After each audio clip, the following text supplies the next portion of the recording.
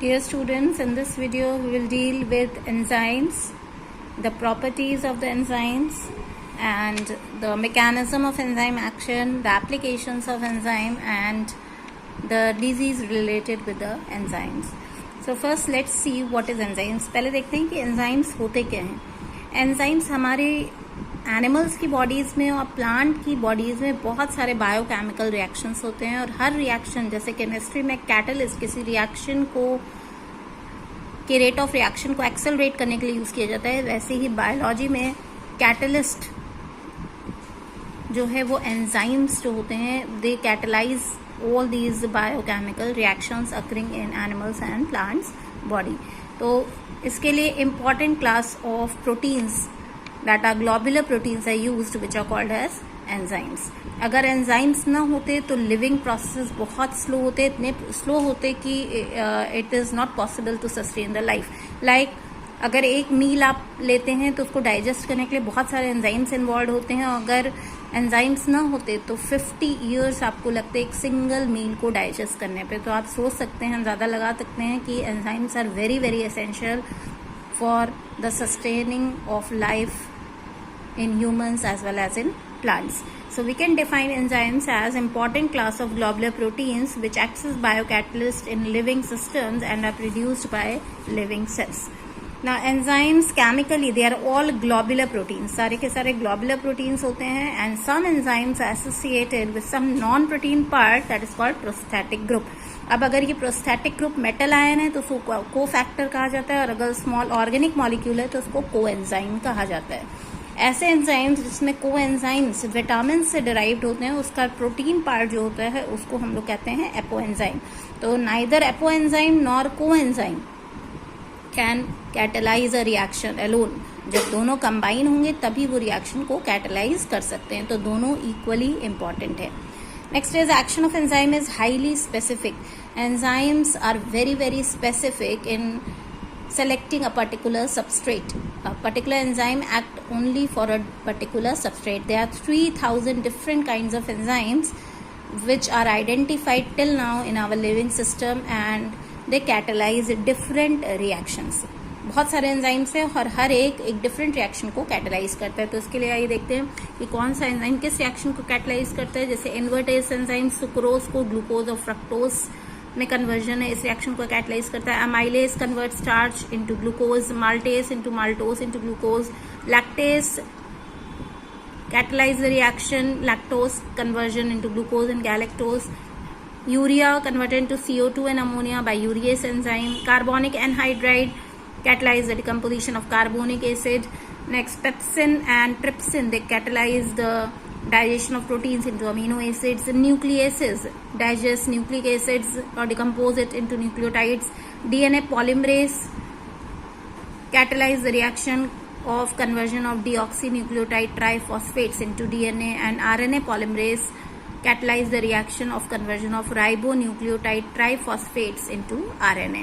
So you can see apart from this there are several other enzymes also in the living system which catalyze different reactions. Next we come to the properties of the enzymes. Properties of enzymes से पहला है specificity. जो भी मैंने बताया कि एक enzyme एक पर्टिकुलर रिएक्शन को ही कैटलाइज करता है because of the action on a particular substrate. जैसे इसमें यूरियस एंजाइम हाइड्रोलाइज यूरिया के हाइड्रोलिसिस को कैटलाइज कर रहा है into ammonia and CO2, but the similar enzyme will not catalyse the reaction of hydrolysis of methyl urea. हालांकि दोनों का स्ट्रक्चर देखिए काफी सिमिलर है, लेकिन फिर भी यूरियस एंजाइम इस पर्टिकुलर रिएक्शन को ही कैटलाइज कर रहा है, इसको नहीं कैटलाइज कर रहा है. It is due to the different shape and sizes of the enzymes. Second is catalytic efficiency. Catalysts are very very efficient. They can catalyze up to 10 million times. They can speed up a reaction as compared to the uncatalyzed reaction. मतलब reaction को 10 million times तक accelerate कर सकते हैं या speed up कर सकते हैं. Very small amount of enzymes are highly efficient. Enzymes molecules they are regenerated. As you all know that enzymes like catalysts, they are not consumed in the reaction, they are present as it is at the end of the reaction. So they are regenerated 1 million times in 1 minute. So you can think that how much efficient these enzymes are in one small amount. Next is optimum temperature. They can function better at 37 degrees Celsius. If the temperature is low, then the reaction will be very slow. And if temperature is above 37 degrees Celsius, then proteins will be denatured. वो denature हो जाएंगे और reaction को affect करेंगे. और optimum pH, वैसे pH हर condition में enzymes के लिए अलग अलग होता है. कुछ acidic medium favor करते हैं, कुछ alkaline.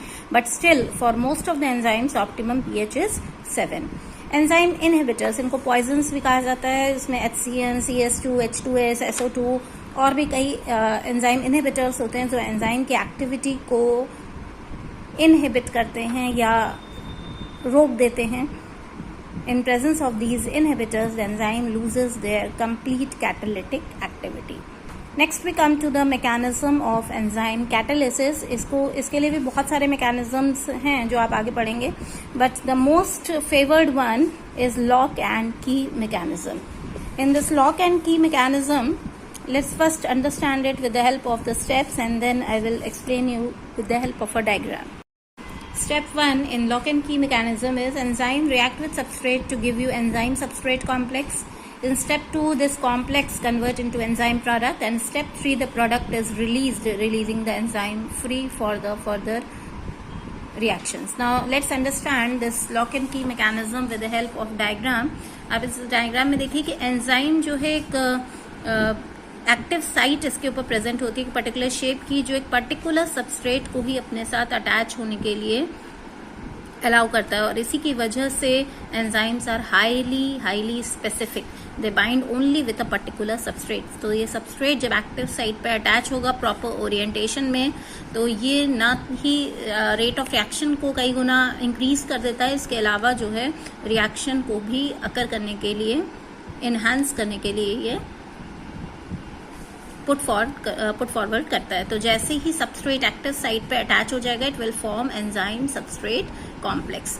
And now this substrate molecule, when it is in proper orientation, then this substrate molecule will lead to the formation of product, and enzyme product will be formed. And this product has no affinity with the active site, and as soon as the product is formed, जैसे ही product form होगा वैसे ही ये active site से release हो जाएगा और इस enzyme को ये फिर से free कर देगा to bind with the fresh substrate molecules. और ये उसी तरीके से बाइंड होता है सबस्ट्रेट एक पर्टिकुलर एक्टिव साइट में, जिस तरीके से एक पर्टिकुलर लॉक की एक पर्टिकुलर की ही होती है, वैसे ही एक पर्टिकुलर एक्टिव साइट के लिए एक पर्टिकुलर सबस्ट्रेट ही डिजाइंड है. इसीलिए एंजाइम्स जो होते हैं वो बहुत ज़्यादा स्पेसिफिक होते हैं अपने फंक्शंस में.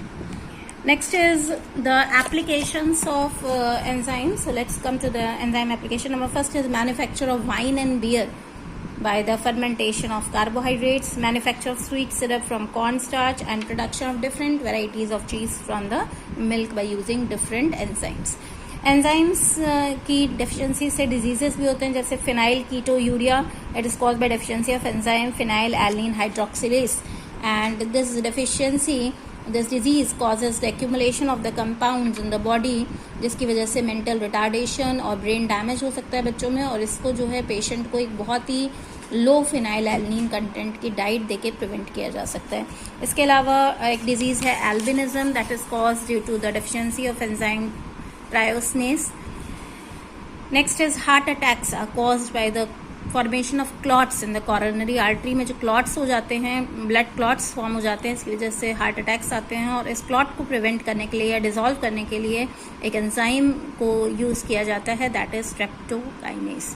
तो enzymes are also used in the treatment of various diseases.